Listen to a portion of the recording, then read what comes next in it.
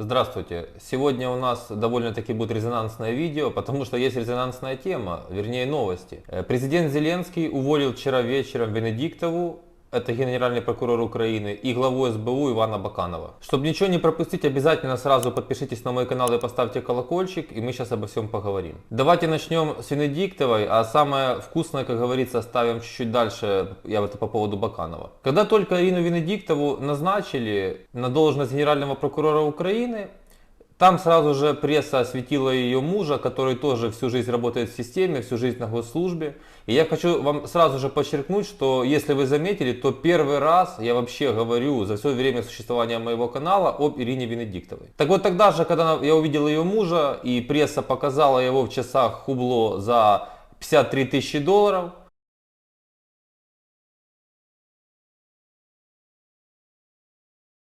для меня были сразу сняты все вопросы. И я вам хочу сказать, когда человек находится на государственной службе всю жизнь и не стесняется прийти к прессе в часах за 53 тысячи долларов, это ненормально. Нет ни одного чиновника в мире, не то что чиновника, человека, который вообще работает на государство во всем мире, который не работал никогда в бизнесе и публично не занимался им, и он ходит в таких дорогих часах. Или ездит на какой-то дорогой машине. Такого просто в мире не существует.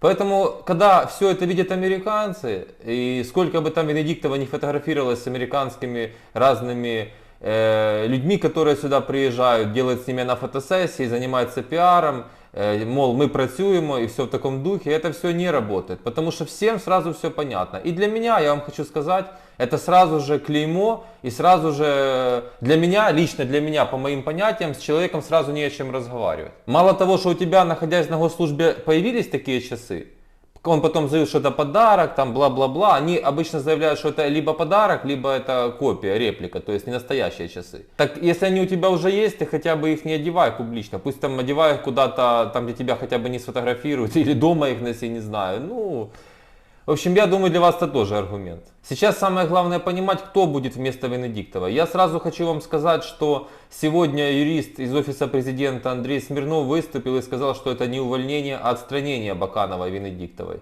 Я сразу хочу сказать, что на самом деле это увольнение. Просто есть кое-какие юридические моменты. Если вы сейчас увольняете таких людей, вы должны сразу же подать им замену, проголосовать в Верховной Раде и так далее, и так далее. Это просто чисто процедура. Поверьте мне, это полноценное увольнение, и по Баканову вообще ведется сейчас очень серьезное расследование по моей информации. Ну а теперь переходим к Баканову, главе СБУ бывшему. Во-первых, Иван Баканов уволен по статье, что еще более позорно и еще более открывает глаза на многие вещи. То есть явно Зеленскому предоставили какие-то просто конкретные фрагменты о его неправомерной, я бы сказал, деятельности. Я вообще хочу сказать, если вы помните, раньше был скандал, когда Баканова сфотографировали где-то на французском курорте, по-моему, зимнем, с семьей. Я тогда еще сел и подумал, а как глава главной спецслужбы нашей страны, тогда еще никакой войной не пахло, вообще мог выехать так свободно? Это же просто сладкая булочка для иностранных спецслужб. Более того, у Баканова есть семейные связи с людьми, напрямую связанными с Россией, и это никакой не секрет. И об этом было много разговоров еще до назначения Бакановым, как только Зеленский пришел к власти. Более того, по моей информации, лично Баканов в начале прихода Зеленского, когда распределялись должности, вообще хотел быть главой офиса президента. Но тогда назначили Богдана, а Баканову дали СБУ. Глава СБУ это должен быть человек особого склада ума, особого характера и вообще особенным человеком. Потому что это ключевая позиция как бы в силовых структурах Украины, и в целом это главная спецслужба нашей страны. Также вы все видели из прессы, что пару дней назад была проведена спецоперация СБУ и ГБР, и был арестован, и ему, я так понимаю, была предъявлена статья об измене Родины, о предательстве, бывший глава Крымского СБУ, и по слухам он был то ли советником, то ли замом Баканова сразу после того, как он перестал работать на этой позиции.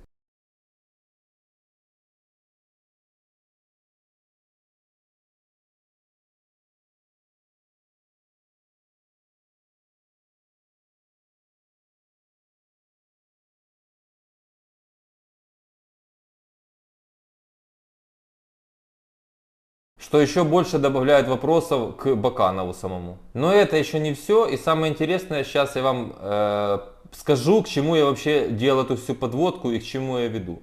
Значит, этого кадра, бывшего главу Крымского СБУ, поймали, доказали, что он созванивался с Сивковичем, с Владимиром Сивковичем. Кто такой Владимир Сивкович, я вам сейчас расскажу для тех, кто не знает или забыл. Вот, по информации прессы, после своей депутатской карьеры Владимир Сивкович был правой рукой Андрея Клюева при президентстве Виктора Януковича, с которым, как пишут СМИ, он продолжает сотрудничать, будучи сегодня в России. Кроме того, Сивкович был вице-премьер-министром в первом правительстве Николая Азарова и заместителем секретаря Совета национальной безопасности и обороны в период правления Януковича. Вы представляете?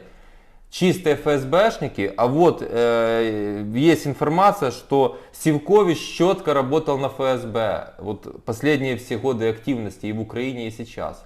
И вот эта гниль, которую поймали, он напрямую связывался с Сивковичем. Значит, во время Майдана в 2013 году он вместе с Александром Поповым, тогдашним главой Киевской городской администрации, имел отношение к разгону студентов на Майдане. На Сивковича были наложены американские санкции, точно так же, как на агента другого ФСБ Деркача, точно так же, как наложены на ничтожество по имени Александр Дубинский эти санкции. Кроме того, в начале 2020 года Сивкович, по данным госорганов США, координировал с российскими спецслужбами продвижение дезинформационной кампании Деркача против президентских выборов в США в 2020 году. Американцы полагают, что Сивкович продолжает иметь связи с ФСБ и поддерживал операцию влияния, направленную на США с 19 по 2020 год. А в 2021 году якобы сотрудничал с разведкой РФ для осуществления операции, суть которой получить поддержку Украины для официальной передачи Крыма России в обмен на вывод войск РФ с Донбасса. Вы представляете, чем этот человек занимался? Ну а теперь самое главное. Чьим помощником работал великий наш экономический гуру, я его называю экономический диверсант, глава комитета финансового Верховной Ради Украины, от «Слуг народа» депутат Данил Гетманцев. Так вот, этот самый Данил Гетманцев 8 лет работал помощником народного депутата Владимира Сивковича. Уважаемые зрители, вы вдумайтесь, пожалуйста, не 8 дней, не 8 месяцев, 8 лет. Если доказано, что Сивкович, агент ФСБ, все время работал, находясь на должности в Украине, на разных должностях, даже любой деятельностью занимаясь и живя в Украине, и на него 8 лет работал Гетманцев, это о чем говорит? Вы считаете, что Гетманцев не был в курсе этих дел? Да я вас просто уверяю, что это не так, на мой взгляд. И вот хочу зачитать вам кое-какие интересные моменты. Кроме того, в процессе проверки кандидатуры Гетманцева на место судьи была поднята еще одна история, положившая тень на его личность, не позволившая ему пройти судебный конкурс. Дело в том, что Данил Гетманцев вместе с Виталием Хомутынником являлся соучредителем ООО «МСЛ». Это лотерея, кто не знает. Оператора государственной лотереи, на который в 2015 году СНБО Украины наложил санкции в связи с расследованием СБУ о причастности МСЛ к финансированию терроризма на Донбассе. В итоге Высшая квалификационная комиссия судей отклонила кандидатуру Данила Гетманцева из-за связи с Сивковичем, и ему не удалось стать судьей. То есть он пытался стать судьей, и ему по итогам проведения проверки отказали. А кстати, я напомню, что Виталий Хомутынник — это родной брат жены Сергея Притулы, который собирал деньги на Байрактары. И я уже говорил, мне интересно, сколько лично Хомутынник, который с 16 лет на должностях, начинает депутата Горсовета, вообще дал денег Притуле в его фонд. Ну просто вот любопытство есть такое. Вот также пишет пресса. После наложения санкций США на Владимира Сивковича многие задались вопросом, неужели Данил Гетманцев не был в курсе связи Сивковича с КГБ и ФСБ России, будучи 8 лет его помощником. Вот скажите, пожалуйста, как проверяются люди и кто этих людей приводит к президенту? Вы все помните, что лично Гетманцева представлял Владимир Зеленский в начале своей политической деятельности, когда он пришел к власти. Вы же понимаете, что не шел по улице Зеленский, не встретил Гетманцева, и тем более не был с ним связан ранее, и такой, давай ты будешь у меня работать. Ему кто-то туда его привел. Я считаю, что у Гетманцева есть серьезная крыша в офисе президента. Именно такие люди специально топят рейтинг партии «Слуга народа», специально топят рейтинг и авторитет Зеленского в глазах избирателей, в глазах международных наших партнеров. Вот этого чудика, который бывший глава СБУ Крыма, которого поймали и арестовали, пресса тогда уже трубила, когда его еще назначали. Посмотрите на его бэкграунд, посмотрите, кого вы назначаете. Уже тогда от него веяло российским душком. Почему не проверяют Гетманцева? Если ему там, он судьей не смог стать по результатам какой-то проверки, значит она хоть какая-то, но осуществлялась.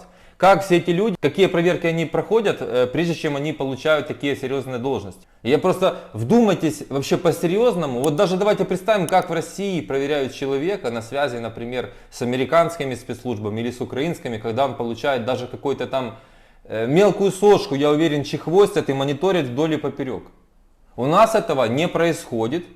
Или если происходит, значит его проверяет такой же агент, как и тот, кто на эту должность претендует. Я повторяю, для меня самое обидное, что это все работает против президента Зеленского. Вот эти вот временные назначения, которые сейчас произошли вместо Венедиктовой и вместо Баканова, там тоже эти люди полностью скомпрометированы. И уже пресса трубит, что нельзя таких людей было ставить. Они все уже, на них на всех негде клейма ставить. По информации прессы, не моей информации, не по моему мнению, я этих людей не знаю. Но все это постоянно рубит Зеленскому его, ладно рейтинг, это политика, авторитет. Потому что так все устроено, что обыватель, видя какой-то негатив в прессе, допустим, вообще образно говоря, по телевизору или в ютубе, если что-то в стране не так, то сразу же весь негатив падает на Зеленского. Так все устроено. А этот негатив как будто специально подливал постоянно Гетманцев. Это именно Гетманцев не дал ввести налог на выведенный капитал, который анонсировал сам Зеленский, который вообще партия «Слуга народа» анонсировала. Это именно Гетманцев чуть ли не за неделю до войны набил ФОПов. И эти бедные ФОПы бастовали на улице, к ним никто не вышел. Народные депутаты Украины по подземным коридорам и всяким обходным путям выходили с Верховной Рады, чтобы не выйти к предпринимателям. А я скажу, что эти предприниматели тогда недозаработали для своих семей какие-то деньги перед войной, для того, чтобы сейчас иметь какую-то финансовую подушку. Это все возглавлял именно Гетманцев. Это Гетманцев это все с кассовыми аппаратами устроил. Это Гетманцев постоянно этих ФОПов прессовал. Это Гетманцев всегда устраивал, на мой взгляд, экономические диверсии. Просто другого названия этому нету. И этот Гетманцев 8 лет проработал с Сивковичем, который признан агентом КГБ, ФСБ. И теперь мы берем за жопу людей, которые с этим Сивковичем сейчас созванивались, которые работали в СБУ и у которых возле Баканова были. Объясните мне, пожалуйста, как это может быть? Объясните, пожалуйста, как во время войны вообще человек, который хотя бы тень какая-то падает о его связях с Российской Федерацией, может находиться у руля чего-то, иметь доступ к какой-то информации, сидеть в каком-то кабинете, вообще находиться при должности, при госслужбе. А потом мы удивляемся, почему туда попала ракета, почему туда попала ракета, почему так, почему сдали какой-то город, почему Херсон сдали, а теперь мы должны его возвращать. Повсюду огромное количество агентуры, из-за которой мы теряем территории, из-за которой гибнут дети от ракетных ударов, люди гибнут, люди теряют имущество. И продолжается свободный вход в кабинеты от таких вот персонажей. Я считаю, что Гетманцева нужно очень тщательно проверить, потому что если взять цепочку, как это делают профессионалы, вот эти по ниточкам ведут от главного до самых мелких сошек, раскладку делают, я убежден, что там, и мы когда-то об этом узнаем, столько фамилий, которых даже, наверное, сейчас и не подозреваем. И подозреваем кого-то, но еще больше, наверное, не подозреваем. Вывод таков, что Зеленскому нужно срочно менять окружение. У него, если проанализировать вот первый день его в политике, когда он шел туда таким светлым парнем, можно сказать, и до сегодняшнего дня, первый начал Богдан, и пошло и поехало. Просто каждый взял и кусок чего-то там бросил на авторитет, на рейтинг Зеленского. И продолжают это делать. Срочно нужно менять. Вот это все окружение, оно будет дальше. Чем больше будет обостряться фаза войны с Россией, тем больше они будут заниматься этим вредительством. Тем больше они будут лоббировать вот эти назначения. Почитайте, что пишет Виталий Шабунин, да, которого я не являюсь, например, фанатом каким-то. Я вообще не люблю активистов. Но он же пишет совершенно правильные вещи. И это касается генпрокурора САП и всего происходящего. Процессы настолько сложные, что невозможно взять, снять вам видео и сразу вам дать готовую раскладку. Мы так копаем по ниточке, при том, что я не журналист, не блогер, не расследователь. Я просто с вами сейчас общаюсь. Считайте, что как Зеленский каждый вечер делает обращение. Вот я не являюсь, конечно, президентом, но делаю такое видеообращение к своим подписчикам, сторонникам и тем, кто разделяет мои мысли и пытается думать и анализировать. Ведь сейчас же речь идет о целостности нашей страны. И экономические диверсии — это не меньший вред, чем фронт военный, чем фронт информационный. Понимаете? Это касается каждого из нас. Потому что каждый день всем нужно что-то кушать. И всем нужно зарабатывать деньги. Так вот, есть персонажи, о которых я сказал, которые полностью мешают людям жить и работать в военное время. И самое главное, эти люди полностью сейчас прилагают все усилия, чтобы рос градус напряжения в обществе, чтобы социальная напряженность все время тоже градус повышался. И люди как бы кипятились все быстрее и быстрее. А сейчас все на стрессе, все на нервах, это очень легко сделать. Поэтому задумайтесь, пожалуйста, вслушивайтесь, всматривайтесь в этих персонажей и напишите, пожалуйста, свое мнение в комментариях. Слава Украине!